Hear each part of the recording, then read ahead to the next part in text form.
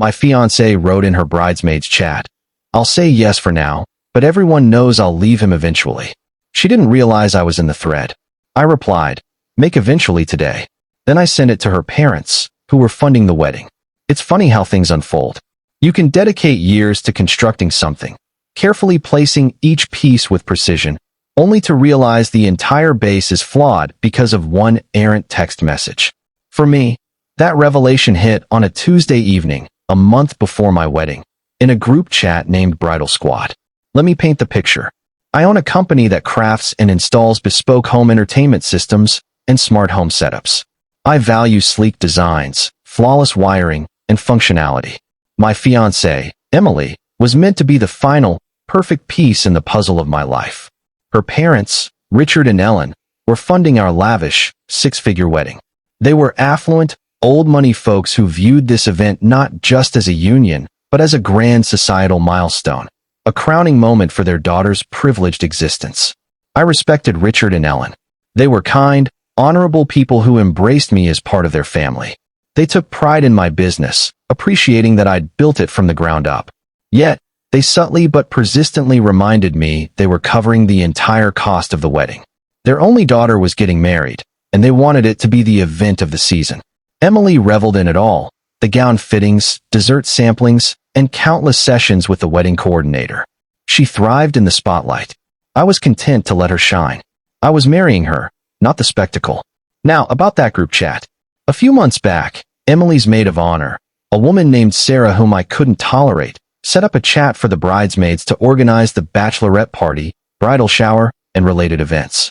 Somehow, when Sarah was adding the bridesmaids, she mistyped a number.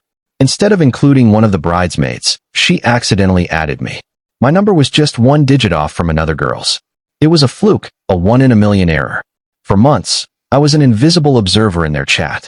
I'd see notifications, hundreds daily, but I kept it muted, uninterested in their talk of dresses and drama. I planned to exit the group after the wedding. But that Tuesday night, a single notification flashed on my phone's lock screen, chilling me to the core. It was from Emily. Asterisk, he just suggested the most absurdly pricey honeymoon.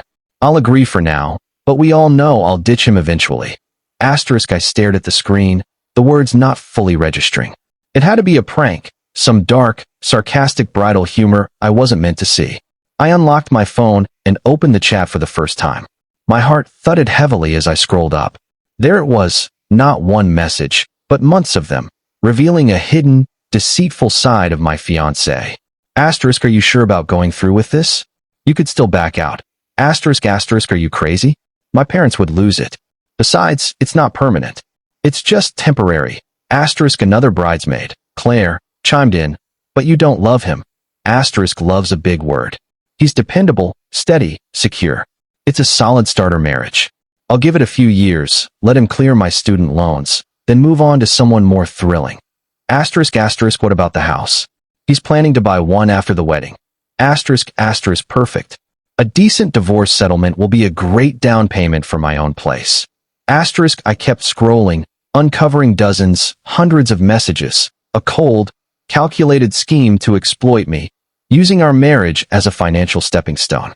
She was marrying me for the wedding, the stability, and the eventual divorce payout. She mocked my love, my commitment, my dreams, laughing about it with her friends, who were complicit in her betrayal. I didn't feel rage.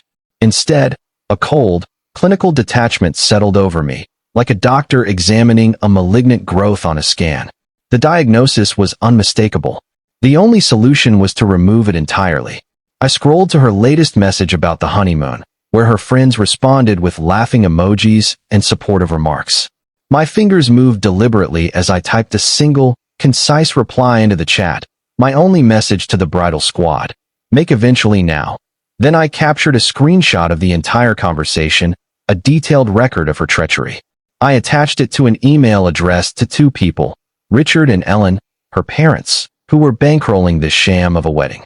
The subject line was straightforward, change of plans. I hit send and began packing. Update 1. The quiet after sending that message was deafening, like the stillness before a detonation's shockwave. For 5 minutes, nothing happened. The chat was silent. My phone was silent. Then the storm erupted. The first response in the group chat came from Sarah. Asterisk, who is this? Is this a prank? Asterisk, another bridesmaid followed. Asterisk, oh my god. Is that his number? How is he in here? Asterisk, then a flurry of frantic messages from Emily. Asterisk, Jake, what are you talking about? How did you see that? You're not in this group. It's a huge misunderstanding. We were just messing around. Jake, call me now. Asterisk, my phone started ringing, her. I let it go to voicemail. It rang repeatedly. Amid the calls, a new notification appeared. An email reply from her father, Richard. One word. Unacceptable. A minute later, Richard called. I answered. His voice was taut, like a cable about to snap. I'm looking at an email from you, Jake, he said. Tell me this isn't true. It's true, Richard, I replied calmly. I was accidentally added to their group chat months ago. I never checked it until tonight. What you're reading is just a fraction. There was a long pause. I heard a woman's voice in the background, distressed and muffled. Ellen. I'm coming over, Richard said and hung up. While waiting, I continued my task. I went through our apartment, leased in both our names, and packed my belongings, my clothes, books, work tools. I was a surgeon excising myself from a toxic entity. Emily kept calling, her calls mixed with desperate texts. Asterisk, please, babe, talk to me. It's not what it seems. I love you. You know I love you. My friends are awful. They were just egging me on. I didn't mean it. Asterisk, the lies were blatant, almost pitiful. She wasn't remorseful for her actions, only terrified of the fallout. Richard arrived 20 minutes later, looking a decade older. He surveyed the half-packed boxes and shook his head. I've already called the wedding planner, he said heavily. We're canceling everything. We'll lose deposits, but I don't care. I won't fund a lie. We sat in silence for a few minutes. I'm sorry, Jake, he said finally. I didn't know. We raised her better than this. I thought she was, I replied. He said he'd called Emily, telling her to be at their house in an hour for a family meeting. He asked if I'd come, saying he understood if I didn't, but felt I deserved to confront her with them. I agreed. The drive to their house felt surreal. Emily's texts kept coming, each more frantic, now blaming Sarah, claiming she'd stolen her phone and sent the messages as a cruel joke. At their house, the atmosphere was tense. Emily sat on the couch, pale and tear-streaked. Ellen stood across the room, her face a mask of icy rage. Sarah, the maid of honor, was there too, summoned to account for her role. Emily leapt up when she saw me. Jake, thank God. Tell them this is a misunderstanding. I didn't look at her. I looked at Richard, who held a printout of the email I'd sent, the chat screenshots like evidence in a trial. Emily, Richard said, his voice resonating through the quiet house. I have 2 questions. Did you write these messages? And do you love this man? She glanced at me, then her father, her eyes darting like a trapped animal. We were just joking, she stammered. It was just girl talk. That's not what I asked, Richard said, his voice a low, dangerous murmur. Did you write these messages? She broke, a sob escaping. Yes, she whispered. And do you love him? Silence. Her tears flowed, but her silence answered. Ellen, silent until now, spoke, her voice trembling with anger. Get out, she said to Sarah. Leave my house. Turning to Emily, she added, pack a bag. You're no longer welcome here. You've shamed this family in a way I never imagined. Update 2: the bomb I detonated wasn't a single explosion, but a cluster, shredding the polished world of my ex-fiancée and her family. The confrontation at her parents' house was just the start. After Ellen expelled her, Emily had a complete breakdown, refusing to leave, screaming that it was her home. Sarah, the now former maid of honor, finally dragged her out. The wedding was canceled, but Richard and Ellen did something unexpected. The next day, they sent an email to every guest on the list, a formal, unflinchingly honest announcement. Asterisk, it is with profound regret that we announce the cancellation of the wedding between our daughter Emily and Jake. This decision stems from a grave and unforgivable betrayal by our daughter.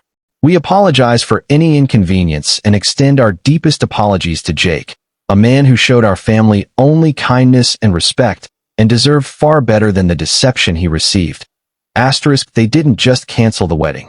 They publicly condemned their daughter's actions and cleared my name, choosing honor over appearances. It was a display of integrity I hadn't anticipated, deepening my respect for them as I disentangled from their family. The financial repercussions were immediate. Richard and his lawyers meticulously reviewed every vendor contract, recovering some deposits, but still facing significant losses. I was unscathed financially, having contributed nothing to the wedding. The apartment, however, was trickier, leased in both our names. I had no desire to stay in a place now stained by her deceit, nor did I intend to make things easy for her. I moved my belongings to a new apartment across town the day after the breakup. Then, against my lawyer's advice, I did something that felt viscerally necessary. I returned to the apartment one last time. Emily was there, packing, her face a mix of tears and fury. She screamed at me, blaming me for destroying her life. I said nothing. I walked to the kitchen, pulled a can of black spray paint from a bag, and painted a large X on every wall. On the living room wall, I wrote the words that sparked it all. It's just temporary. Then I left, leaving her amid the wreckage of our shared life. I called the landlord, explained our breakup, and said I wouldn't contest losing the security deposit due to the redecorating. I gave him Emily's number, making her the sole contact. I later learned she had to pay to repaint the entire apartment and cover the remaining lease months alone, as I refused to contribute further. Her life unraveled painfully in the following months. Disowned by her parents, she moved in with Sarah, but their friendship imploded within weeks. Stripped of the wedding that had defined their social circle, they turned on each other. Emily had to get a job, a real one, for the first time, working as a restaurant hostess, a humbling fall from her privileged life. Her parents, while still covering some expenses, had largely cut her off, openly ashamed of her. Final update, it's been a year.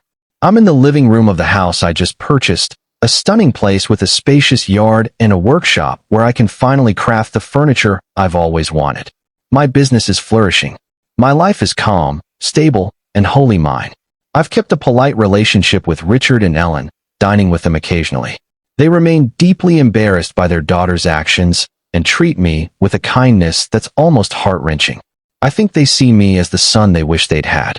A few months ago, Richard called.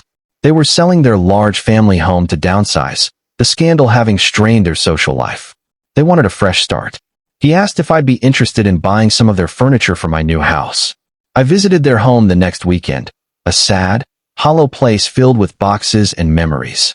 As Richard showed me an elegant antique desk, Ellen approached. She said Emily was there, packing up her childhood belongings, and asked if I'd see her. For a moment, I hesitated, but seeing the plea in Ellen's eyes, I agreed. I climbed the stairs and knocked on Emily's old bedroom door. She opened it. The vibrant, confident woman I'd nearly married was gone, replaced by someone thin, pale, with vacant eyes. "Jake," she whispered.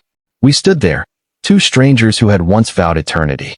"I'm sorry," she said faintly, her voice free of manipulation for the first time, carrying only raw, painful truth. I nodded. "I know," I said. That was it. No dramatic showdown, no final speech, just a quiet acknowledgement of the devastation she'd caused herself.